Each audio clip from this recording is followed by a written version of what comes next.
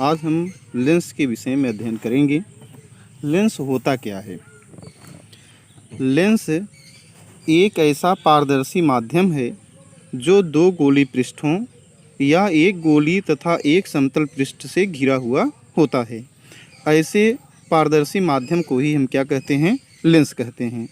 अर्थात लेंस एक ऐसा पारदर्शी माध्यम है जो दो गोलीय पृष्ठों या एक गोली पृष्ठ तथा एक समतल पृष्ठ से घिरा होता है, लेंस कहलाता है। लेंस मुख्यतः दो प्रकार के होते हैं। लेंस कितने प्रकार के होते हैं? मुख्यतः दो प्रकार के होते हैं। एक होता है उत्तल लेंस और दूसरा होता है अवतल लेंस। लेंस क्या है? दो ऐसे पारदर्शी माध्यमों से घिरा हुआ पृष्ठ जिसका दोनों या तो वक्री हो या एक वक्री हो तथा एक समतल हो, लेंस कहलाता है। लेंस मुख्यतः दो प्रकार के होते हैं। एक होता है उत्तल लेंस और दूसरा होता है अवतल लेंस। उत्तल लेंस क्या होते हैं? वे लेंस जो बीच में से मोटा तथा किनारों से पतले होते हैं, उत्तल लेंस कहलाते हैं।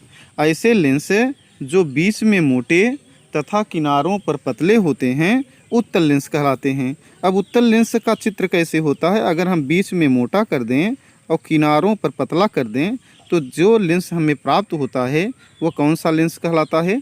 उत्तल लेंस कहलाता है। तो उत्तल लेंस बीच में मोटा और किनारों पर पतला होता है। इसी समय उत्तल लेंस के बारे में और थोड़ा देख लें। उत्तल लेंस भी तीन प्रकार का होता है। एक तो होता है द्विउत्तल लेंस, अर्थात जिनके दोनों पृष्ठ उभरे हुए हों, तो ऐसे लेंस को द्विउत्तल लेंस कहते हैं। और एक होता है समतल उत्तल लेंस, अर्थात उस लेंस का, इस उत्तल लेंस का एक पृष्ठ समतल होगा और एक पृष्ठ उभरा हुआ होगा। ऐसे लेंस को हम क्या कहते हैं? समतल उत्तल लेंस कहते हैं। और एक लेंस होता है उत्तलावतल लेंस, माने एक तो उत्तल रहेगा और दूसरा अवतल रहेगा। तो ऐसे लेंस को हम क्या कहेंगे? उत्तलावतल लेंस कहेंगे। मुख्यतः लेंस कितने प्रकार के हुए? दो प्रकार के। पहला लेंस क्या है? उत्तल लेंस है। दूसरा क्या है? अवतल लेंस है। उत्तल लेंस क्या है? वे लेंस जो बीच में मोटे तथा किनारों से पतले होते हैं, उत्तल लेंस कहलाते हैं। उत्तल लेंस भी तीन प्रकार के होते हैं। कौन कौन से? एक होता है द्विउत्तल लेंस, दूसरा होता है समतल उत्तल लेंस, तीसरा होता है उत्तलावतल लेंस। उत्तल लेंस के विषय में और भी जान लेते हैं। उत्तल लेंस एक ऐसा लेंस होता है जो प्रकाश की किरणों को क्या करता है? अभिसरित करता है। अभिसरित करने का अर्थ है यह प्रकाश की किरणों को एकत्र करता है, माने आने वाली सभी प्रकाश की किरणों को अपवर्तन के पश्चात ये क्या करता है? एकत्रित कर देता है। इसी कारण से उत्तल लेंस को हम अभिसारी लेंस भी कहते हैं। दूसरा लेंस कौन सा है? दूसरा लेंस आपका अवतल लेंस है। अवतल लेंस क्या है? वे लेंस जो बीच से पतले तथा किनारों पर मोटे होते हैं, वे अवतल लेंस कहलाते हैं। अवतल लेंस की परिभाषा जस्ट उत्तल लेंस से क्या है? विपरीत है। अवतल लेंस वे लेंस जो बीच में पतले तथा किनारों पर मोटे होते हैं, क्या कहलाते हैं? अवतल लेंस कहलाते हैं। अवतल लेंस का चित्र कैसे होता है? अब बीच में हमें क्या करना होगा? पतला करना होगा और किनारों पर क्या करना होगा? मोटा करना होगा। तो इस प्रकार की जो हमें आकृति प्राप्त होती है, ऐसा अगर माध्यम हो, पारदर्शी माध्यम हो जो बीच में पतला हो और किनारों पर मोटा हो, वह लेंस का कौन सा लेंस होगा?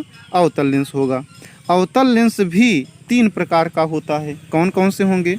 द्विअवतल लेंस, अर्थात दोनों पृष्ठ क्या होंगे? लेंस में कितने पृष्ठ होते हैं? दो। दोनों पृष्ठ अवतल हों तो ऐसे लेंस को हम द्विअवतल लेंस कहते हैं। दूसरा क्या होगा? समतल अवतल लेंस, माने एक पृष्ठ आपका क्या हो? समतल हो और दूसरा पृष्ठ क्या हो? अवतल हो, समतल अवतल लेंस। और एक होता है उत्तलावतल लेंस, माने एक पृष्ठ उत्तल हो और दूसरा पृष्ठ क्या हो? अवतल हो। ऐसे लेंस को हम उत्तला अवतल लेंस कहते हैं। अवतल लेंस से संदर्भित एक और बात है कि अवतल लेंस पर आने वाली प्रकाश की किरणों को यह क्या करता है? फैला देता है। इसी कारण से इस लेंस को हम जिस तरह से उत्तल लेंस को अभिसारी लेंस कहते हैं, उसी तरह से अवतल लेंस को अपसारी लेंस करते हैं। अपसारी लेंस क्यों कहा जाता है? क्योंकि यह प्रकाश की किरणों को क्या करता है? फैला देता है। इसी कारण से इस लेंस को अपसारी लेंस भी कहा जाता है। यदि आपसे पूछा जाए उत्तल लेंस को और किस नाम से जानते हैं तो कहेंगे अपसारी लेंस। अवतल लेंस को किस नाम से जानते हैं? अपसारी लेंस के नाम से जानते हैं। अब चलते हैं लेंस से संदर्भित कुछ परिभाषाएं। लेंस में आने वाले महत्वपूर्ण बिंदु कौन कौन से हैं? उसमें पहला है प्रकाशिक केंद्र। क्या है? प्रकाशिक केंद्र। प्रकाशिक केंद्र क्या होता है? लेंस के मुख्य अक्ष पर स्थित वह बिंदु, लेंस के मुख्य अक्ष पर स्थित वह बिंदु जिससे होकर जाने वाली प्रकाश की किरण अपवर्तन के पश्चात बिना विचलित हुए सीधी रेखा में निकल जाती है, लेंस का प्रकाशिक केंद्र कहलाता है। और इसे हम किस अक्षर से प्रदर्शित करते हैं? ओ से प्रदर्शित करते हैं। अब चलें चित्र के माध्यम से समझे। मान लीजिए यह है आपका अवतल लेंस है, इसी तरह से आप उत्तल लेंस भी बना सकते हैं। अब यह मुख्य अक्ष पर अगर कोई भी बिंदु ले लिया जाए और इस मुख्य अक्ष के जिस बिंदु से होकर चलने वाली प्रकाश की किरण क्या हो? सीधी रेखा में निकल जाए, अर्थात विचलित न हो, यह इसमें अपवर्तन की घटना न हो, तो ऐसे बिंदु को हम क्या कहेंगे? प्रकाशिक केंद्र कहेंगे। दूसरा बिंदु है वक्रता केंद्र। वक्रता केंद्र क्या है? उत्तल लेंस व अवतल लेंस के गोली पृष्ठ जिस गोले के भाग होते हैं उनके गोले के केंद्रों को ही हम लेंस का वक्रता केंद्र कहते हैं। अब इस पर विचार करते हैं। जैसे मान लीजिए कि यह है, दूसरा यह पृष्ठ है, अगर हम इसको मिलाएं तो यह एक वृत्त बनाएगा, यह भी पृष्ठ आपका एक वृत्त बनाएगा। ये पृष्ठ का जो केंद्र होगा और इस पृष्ठ का जो केंद्र होगा, ये केंद्र ही क्या कहलाएंगे? इस उत्तल लेंस या अवतल लेंस का वक्रता केंद्र कहलाते हैं। इसके बाद है वक्रता त्रिज्या। वक्रता त्रिज्या क्या है? लेंस जिस गोले का भाग होता है उस गोले की त्रिज्या को लेंस की वक्रता त्रिज्या कहते हैं। जैसे लेंस के निर्माण में जो दो वक्री पृष्ठ हैं, ये दोनों वक्री पृष्ठ जिस खोखले गोले के भाग होते हैं उस गोले की त्रिज्याओं को ही हम क्या कहते हैं? वक्रता त्रिज्या कहते हैं। वक्रता त्रिज्या को किस अक्षर से प्रदर्शित करते हैं? आर से। वक्रता केंद्र को किस अक्षर से प्रदर्शित करते हैं? सी से। तो इस तरह से हमने देखा प्रकाशिक केंद्र क्या है? प्रकाशिक केंद्र का अर्थ है लेंस के मुख्य अक्ष पर स्थित वह बिंदु जहां से होकर चलने वाली प्रकाश की किरणें बिना अपवर्तन की सीधी रेखा में निकल जाती हैं, प्रकाशिक केंद्र कहलाता है। वक्रता केंद्र क्या है? उत्तल लेंस या अवतल लेंस के गोलीय पृष्ठ जिस गोले के भाग होते हैं उन गोले के केंद्र लेंस का वक्रता केंद्र कहलाते हैं। तीसरा आपने देखा वक्रता त्रिज्या। लेंस जिस गोले का भाग होता है उस गोले की त्रिज्या को लेंस की वक्रता त्रिज्या कहते हैं। अब मुख्य अक्ष क्या होता है? लेंस के मुख्य अक्ष के विषय में देखें। लेंस के दोनों गोली पृष्ठों के वक्रता केंद्रों से गुजरने वाली एक काल्पनिक सीधी रेखा जो लेंस को मुख्य अक्ष x डैश से कहलाती है। अब बात आता है मुख्य अक्ष क्या है? अब यह आपका उत्तल लेंस है और यह उत्तल लेंस का वक्रता केंद्रीय वक्रता केंद्रों को मिलाने वाली रेखा ही उस लेंस की क्या कहलाती है? मुख्य अक्ष कहलाती है। तो वक्रता केंद्रों को मिलाने वाली रेखा जो प्रकाशिक केंद्र से होकर जाती है उस रेखा को ही हम क्या कहते हैं? मुख्य अक्ष कहते हैं। अब मुख्य फोकस अथवा फोकस लेंस क्या कहलाते हैं? मुख्य फोकस या फोकस क्या होता है? लेंस के दो फोकस होते हैं। लेंस के कितने फोकस होते हैं? दो फोकस होते हैं, क्योंकि इनकी त्रिज्याएं कितनी होती हैं? दो होते हैं। वक्रता केंद्र कितने हैं? दो होते हैं। इस कारण से लेंस के कितने फोकस होते हैं? दो फोकस होते हैं। लेंस के दो फोकस होते हैं। प्रथम फोकस को हम f1 तथा द्वितीय फोकस को f2 द्वारा प्रदर्शित करते हैं। पहले फोकस को किस अक्षर द्वारा? f1 द्वारा, और दूसरे फोकस को किस अक्षर द्वारा? f2 द्वारा प्रदर्शित करते हैं। गोली पृष्ठ के मुख्य अक्ष पर स्थित वह बिंदु जिससे गुजरने वाली प्रकाश की किरण अपवर्तन के पश्चात मुख्य अक्ष के समांतर हो जाती है, उस बिंदु को प्रथम फोकस f1 कहते हैं।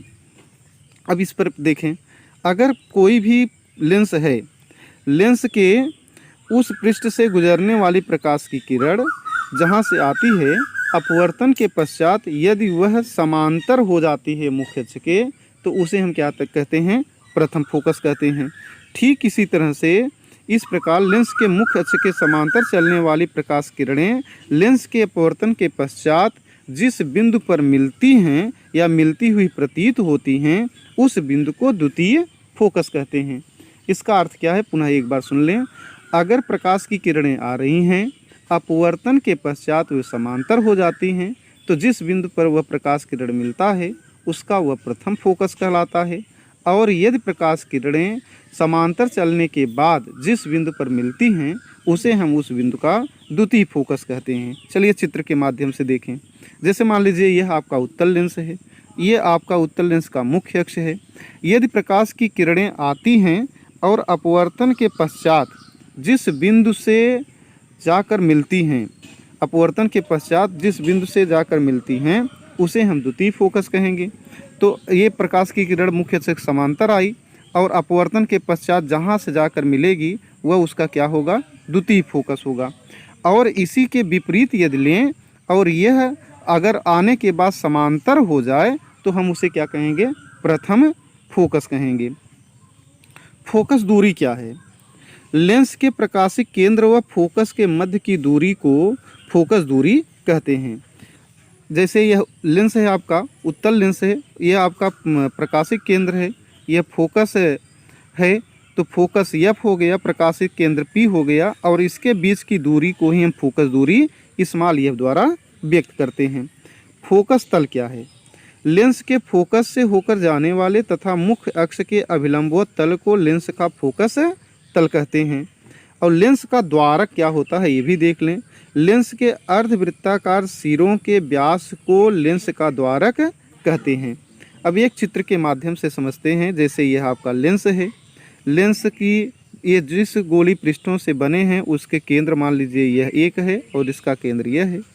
इस केंद्रों को ही वक्रता केंद्र कहेंगे। इनसे मिलाने वाली रेखा को हम मुख्य अक्ष कहेंगे। मुख्य अक्ष हो गया। इसके बाद यह आपका प्रकाशिक केंद्र होगा। मुख्य अक्ष और वक्रता केंद्र के बीच में फोकस होगा, अर्थात अपवर्तन के पश्चात जहाँ से प्रकाश किरणें जाती हैं या जाती हुई प्रतीत होती हैं फोकस हो जाएंगे। ये फोकस हो गए आपके।